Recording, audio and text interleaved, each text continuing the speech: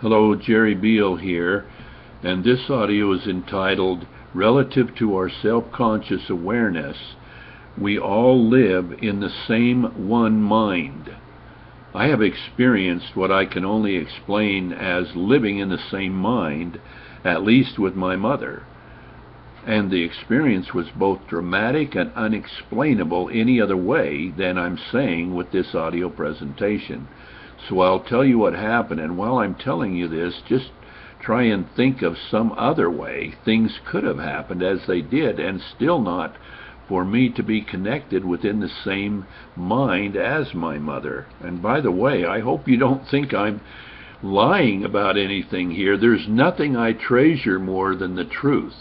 The truth is absolutely number one in my life. Above everything is the truth.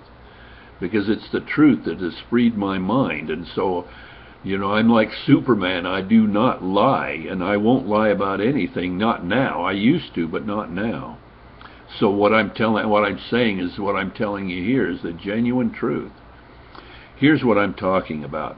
Shortly after my dad passed, my mother was left alone to live by herself in a fairly small home they owned when he passed.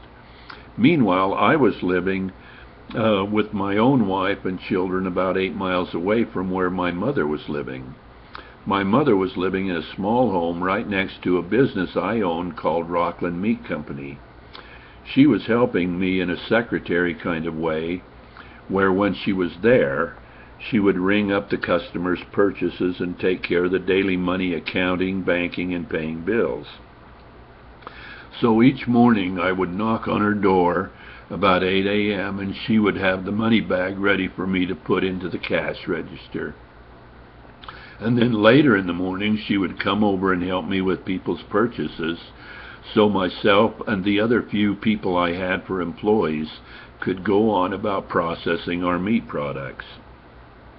One late night or early morning, my wife and I and our kids were pretty much sound asleep, where all at once I heard my mother's voice, very distinct, call out my name. And I awakened abruptly and sat straight up in bed. Remember, I lived 8 miles away from where she lived. And nothing like that had ever happened before for me like that. My wife and I were sleeping in a waterbed, and so me sitting straight up in bed awakened her as well. She asked me what was going on. I answered, I just heard my mother's voice call out my name even more clearly than I would it, as if she had been standing at my bedside and awakened me by calling out my name right at my bedside. It was way more distinct than even that. The happening was very quick, very abrupt, and most of all, very distinct. We talked about it for a few minutes, and she suggested that I pray or still my mind enough to discern whether I should go to her right then in the middle of the night. So I took a few minutes with a calm mind, which resulted in me feeling that I didn't need to go to her in the middle of the night that night. So each of us went back to sleep. The next morning, around 8 a.m., I drove the 8 miles to my business and to her little home. I knocked on her back door to get the money bag like I always did. She was ready with the money bag, but she looked all haggled and sort of beat up mentally and emotionally. Before I could say a thing, she said, "Oh, Gerald." She always called me Gerald instead of Jerry because, as she put it, that was my real name. She continued on, "Oh, Gerald, last night I had the worst dream I've ever had. I dreamed some bad people were chasing me and trying to catch me to hurt me." She continued on, "In my dream, I remembered that your dad had already passed on, and so I called, and right there, where she said, and so I called, right there I stopped her to finish her sentence. I stopped her and I said, 'You called out my name for help, didn't you?'" A long silence passed, as she looked at me more startled than I'd ever seen her. As she leaned up against the outside door frame to catch her balance from being so startled. And she said, "Yes, I called out your name for help." "How did you know that? How could you possibly have known that?" And we each looked at each other with very, very puzzling looks. As I remember, she and I talked a little bit more about that day, but she was never one to even think much about things that happened that people can't account for. She just let it go in her mind and then right out of her mind. She didn't want to think much about things like that. And so we only kept wondering how that could have happened. What was so distinct about me, now I wished I'd have talked to her more about it and gotten filled in more about it, but what was so distinct about me being awakened in the middle of the night that way was that I know that less than 1 second went by when I knew, as in being absolutely sure, that number one, the voice that called out my name was my mother's voice, and still within that same 1 second, I knew she was very afraid of something, and all within that incredibly short period of time. I knew all of that, and I was absolutely sure of both of those things, that it was my mother's voice and that she was afraid. And by the way, just after she did call out my name for help, she must have been at her wit's end, because she woke herself up and couldn't go back to sleep after that. And that's the reason I got a calm feeling about waiting until morning to go to her. My mother and I were really close, especially after I got myself in trouble at age 16, which you can read about on my website, where I tell my story. Thus, around age 16 and clear through my adult life and to the day she died of a massive heart attack, she treated me like a favorite child of the 7 children she and my dad had. And all of my kids, my siblings, always used to tease me about it, both younger and older. You know, it didn't make that whole lot of difference to them, but I always got teased about being her favorite. All that time, I knew she really, really hurt for me, especially with such a strange behavior. And as I said, you can read about it and where I tell my life story. I also knew my dad really hurt for me as well. And that really means something when you know people really hurt for you, and it's really sincere, you know. Most of the time I think that happens mostly with parents and children, especially parents with their children. My point in saying that is that there certainly was an unconditional love and acceptance for me from her those many years, and me for her, for that matter, as she treated me so unconditionally accepting, when her nature was to be fairly and noticeably judgmental toward people she didn't think much of. A Course in Miracles says, paraphrasing, "When you see the Christ in others, you will feel the Christ in you."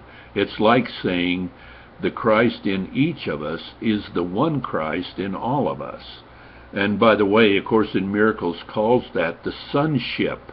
The oneness of life is the sonship, the Father-Son. It's a way of explaining, how our relationships is. It isn't really a religious thing, although it's religious terminology.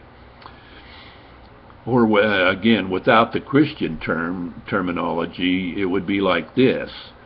When you're willing to see the real part in others, the real part in you becomes more manifest in you. It was Mary Baker Eddy of Christian Science who concluded, "From the rolling of distant galaxies in the furthermost part of the cosmos to a potato patch, it's all mind." From the rolling of distant galaxies in the furthermost part of the cosmos to a potato patch, it's all mind. It's actually the deep sleep Adam fell into, when the record gives no indication that Adam ever awakened from his deep sleep, and yet the generations of Adam are listed in Genesis down to the New Testament times, tying us into the deep sleep of Adam. And I'm trying to, and what it is that we're the dreamer of the dream, and the body we use is the dreamer in the dream. But I talk about that more in other recordings. And so when I realized more and more that it's only our own interpretations about the conditions and events that are able to affect our feelings and our experiences, when I realized more and more that the conditions and events can't affect us, I became more and more open to what within means for each and all of us, such as the kingdom of heaven is within you, as Jesus said it was and is. In fact, Course in Miracles says the kingdom of heaven is you. And it's that within place in the mind we all share that I heard my mother's voice. Did you hear that? It's that within place in the mind we all share that I heard my mother's voice call out to me for help in her frantic night dream. So I have a direct experience that we all share the same one mind. For it couldn't be any other way. For it couldn't be that only my mother and I share the same mind. That doesn't make any sense. But she and I were so close that in that frantic moment for her, she called to me in the same one mind for help, with no conditional blocks to block that very direct connection she and I shared because of our unconditional acceptance for one another. A Course in Miracles explains how what we think of as special relationships, whether they be with someone we think we hate or with someone we think we love, are selfish and egocentric. Yet, as A Course in Miracles goes on to explain, when those relationships include people we know we love and want to love, such as our children and our family, and we love them where we've removed the conditional blocks that seem to separate us from the conditions, when we love others no matter any conditions and we love them full out, it's then that these special relationships can become the holiest relationships there are. They can become a joining that we experience as everlasting and extremely satisfying. As though we remember, that they and we share the oneness of life. Again, there's so much to talk about around all of these things, but I need to try and keep these audios as short as possible. And by the way, I keep wanting to remind people that I'm surely not religious. I don't want people to think I'm religious. I can explain this in non-religious terms. But I have a religious background, and the religion that Jesus actually taught was way more of a sociology than it was a religion. The Gnostic gospel is what he taught. So thanks for listening to this audio presentation.